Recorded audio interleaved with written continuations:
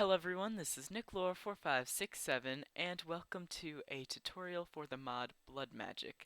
This mod is a magical mod. It is found in various mod packs and we are currently doing the version for Minecraft 1.7. So yeah, anyways, if you want to follow along with this tutorial, you should be using Minecraft 1.7 and the blood magic that corresponds to that Minecraft version. So yeah, this tutorial is going to go through the basics of the mod, and as we progress, we're going to go into some of the rituals and higher level items that the mod also provides.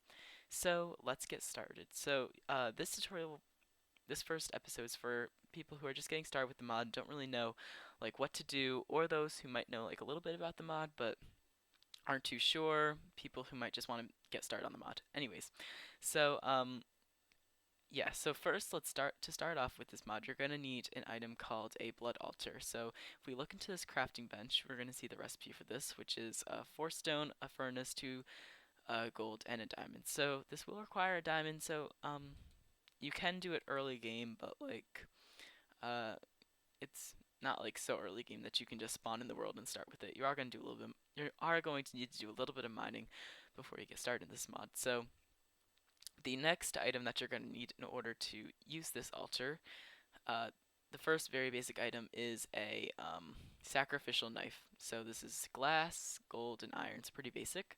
So we can take that knife. Now, this altar, we can just place this down in the world, and it's just like one block like that. And so yeah, when you first walk up to this altar, you can't like right click it or anything. There's no real interface, so you're gonna really need to know how it works before you can start using it. So if we take this sacrificial knife, we can walk on top of this altar. If we stand like right on top of it, we can hold right click, and one of our hearts will go down, and then you can see a pool of blood formed in the altar. So if we right click, it'll do 1 heart per right click, and it doesn't matter what armor you have, like anything like that, it's gonna do 1 heart per click. So a good thing that you might want to have when you're doing this mod is some potions of regeneration or instant health to try and speed up the process. But if you have the regeneration effect while you're in a certain radius of the altar, as you can see as I walk away from it, the effect should go away. Yeah. You may not know what I was looking at actually. You get a hunger effect. So if I walk away, you'll see my hunger bar. If I walk like to the outer edge right here, I still have regen, but actually regen ran out. But if I check another one of these, you'll see I have regen, and it might actually be a little bit further. Yeah, and no more hunger effect. But if I'm in a certain distance, I will get that effect. But yeah, so I can stand on top of this and I can just hold right click and get a bunch of blood into the altar. So in order to do anything with this altar, you're going to need some blood in it. Right now we can't tell how much blood is in it. You're just going to have to try and think about how many hearts you're putting into it, and this pool will grow as its capacity gets taken up. So this initial blood altar can hold 10,000 life points. Now life points, or LP, is um, the measurement that blood magic uses for like seeing how much blood you have in the altar. So each heart that I do, so each right click gives 200 life points at the very basic stage. So yeah, you can kind of keep track with that, and to make different items you're going to need certain amounts of life points in different tiers of altar, so we're going to be able to upgrade the tier of this as we move forward, but this is just the very basic tier. And so yeah, now that we have these 2 items down, we have some blood in our altar, we're going to want to make a very basic item. So this item is the divination sigil, and I think that's what it's called at least. Um, yeah, it's right here, divination sigil. Now, oh, that just gave it to me. And to click R. But if we look at this, we're going to need a weak blood orb and a blank slate. So I'm going to get into how to make those 2 things. Let's just pretend that this isn't here. Yeah, so I'm going to teach you guys how to make those 2 things right now. So the blank slate, if I plop it, we can take a piece of stone, and you'll see this little hitbox on the top of the blood altar. I can right click this piece of stone into that hitbox, and then if I turn on particle effects, you'll be able to see little swirl bubbles appear around the stone, and this means that the stone is being turned into that. And now I can right click to take that out, and you're going to want to take it out relatively quickly because for the amount of time that's in there and it's not doing anything, it'll be using a little bit of your blood. So you're going to want to just kind of like stay with it. Um, so yeah, and now we have the blank slate part. Now we're also going to need that orb that you guys saw. So the most basic orb is called a weak, not orb of testing, a weak blood orb, right up here. So if we look at the recipe for that, if you have NEI enabled, it'll show you, it'll be really useful. You can just take a diamond and a tier 1 altar using 2,000 life points, and I'll tell you like the usage and drain and stuff. And to get this blank slate, it was, I think, also 2,000 life, no, just 1,000 life points to get a blank slate. So it is a little bit more expensive, and it is going to cost a diamond. But this is something that you're going to need if you want to do most of the recipes in blood magic. You're going to need some type of orb. And yeah, these orbs also have really cool properties that I'm going to get into in a second. So I've put that there. You'll see the particles will go. And then we'll get our weak blood orb. And now this sigil, what is really useful about it is it'll actually tell you how much blood is in the altar. So you won't have to do this guessing game that you've been doing for these first two recipes. So it is a very good thing to start out with. I would recommend this being one of the first things that you get with the mod. And, oh dang it, that just reset it. So yeah, this is very, very useful. And like I said, potions of regeneration are useful too. And like the more expensive that the more blood that this costs, the longer it's going to take to actually form, because as you can see, this one is taking a little bit longer than the slate took, and also it uses blood at a different rate, so it's just when it uses up all the blood. So yeah, and then you can also add blood into the altar while it is performing a while it's doing this, and it's infusing the item with blood. So that's what this is basically doing.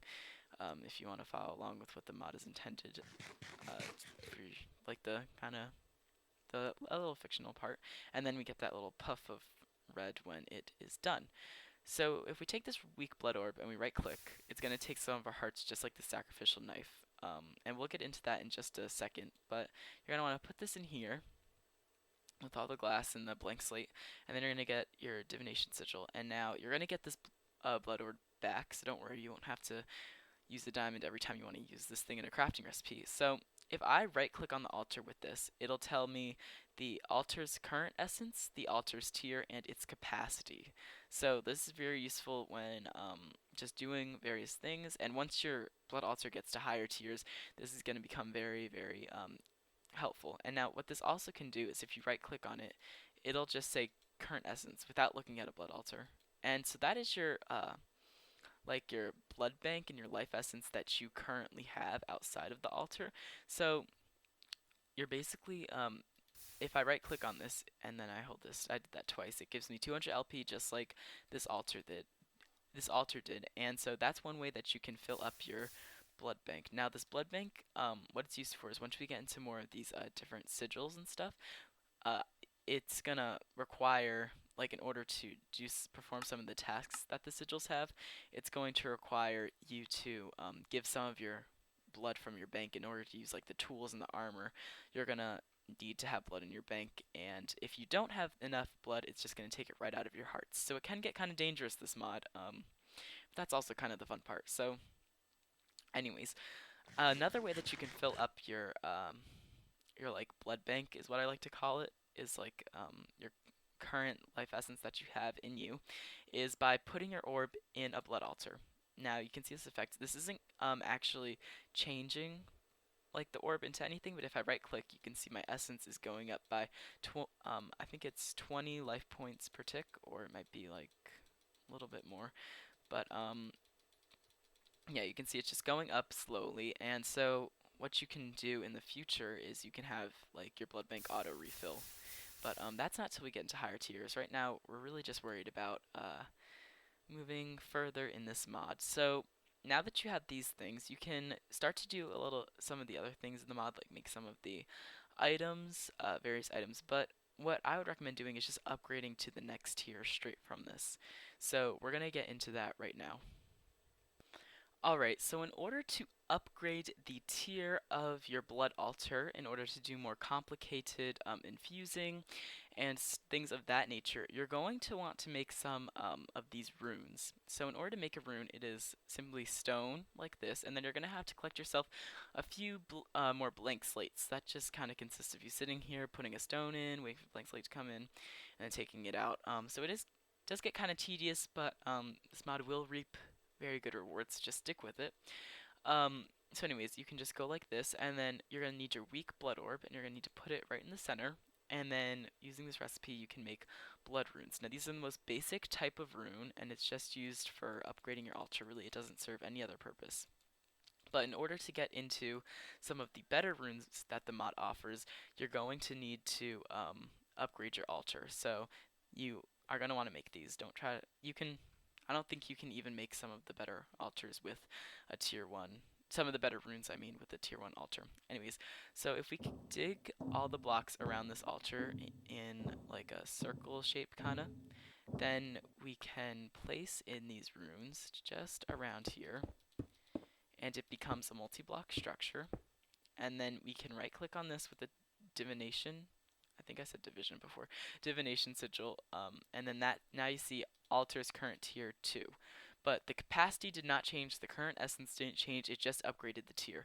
In order to upgrade the capacity of the blood altar, you're going to need to get into some better runes, which we're not going to get into this episode. We're just going over the basics right now. Just stuff to get you started up in the mod. So the next thing that you're going to want to do once you have this is you're probably going to want to make the next level blood orb that comes after the weak blood orb, which is the Archmage's blood orb. It's right here. Apprentice blood orb. I'm sorry. Yeah, the apprentice blood orb. And then if we just look at the recipe, it requires tier 2 altar with 5,000 life points and an emerald. So we can just stand over here. I think if I just lower my hearts enough, I should get to enough life essence. Yeah, so we can come over here, grab an emerald, and plop it right here. So this will infuse the emerald with blood, and then we should get our orb. And this would not work in a tier 1 altar, even though it still requires only 5,000 essence. 5,000 blood, I guess you could call it essence, life points to be exact. You still need to upgrade the altar. And if I right click on this, you can see the current essence is going down at a slow rate. So once that absorbs all the blood, we will get our orb. Alright, so that has just transformed into the apprentice blood orb. So we can take this out, and right away, something initially that you can see is if you hold shift for more info, you can see it'll tell you that you have 25,000 LP now available to you, whereas the weak blood orb, you could fill up your soul network, that's what it's called, not blood bank, soul network, to be exact, up to 5,000 life points. So our soul network can go up to 25,000 with this new blood orb initially. So just by making it, and you can see it has an owner, current owner Nicklor4567. So it is bound to you. So it's not. So it does know that you can now have that much essence in your bank. You can still use the weak blood orb, but every recipe that the weak blood orb can be used in, the apprentice blood orb can basically be used in too. So you can kind of just put that aside. You don't really need it taking up space. And just like the other orb, you can fill this up. And yeah, but this can be used for more recipes than even the weak blood orb, which is very, very useful. Alright, so I think that is all that we are going to do today for this. Next episode, we're going to work on getting this up to tier 3, which requires a little bit more than just 8 random runes. We're also going to talk about the different runes that you can have on the altar and the effect that that has when you're doing your infusion and stuff like that. So one last thing that I want to mention for this episode is that you can actually pump the blood out of this altar using various like other mods. So if this is a mod pack and you're not just playing with this mod on your own, then that is something that you can do. So you can pump it in, and I'm pretty sure you can, I mean, you can pump it out definitely, and I'm pretty sure you can pump it back in with certain mods. So keep that in mind. It is very slow though. I think it at the very basic level, without adding any upgrades like adding other runes, because there is a rune that will actually increase like a rune of it's one of these runes that will actually increase how fast it can be blood can be pumped in and out of this. So yeah, and it'll only do 20 life points per tick, I think, um, at the current, or 20 life points per second, actually, I'm pretty sure. Yeah, 20 life points per second at this state, so, like, without any upgrades. So it won't be that useful considering some of these require, like, when you get higher up without the upgrades, considering some of them require more than 20 life points per second. Anyways, I'm going to stop babbling on, and I'm going to end the episode here, so yeah, you can try and fill up your, in the meantime, you can try to fill up your banks or soul networks to be more exact. And yeah, so I will hopefully see you guys next time, and I hope you enjoyed this tutorial. My name is NickLore4567, and I will catch you around. Goodbye.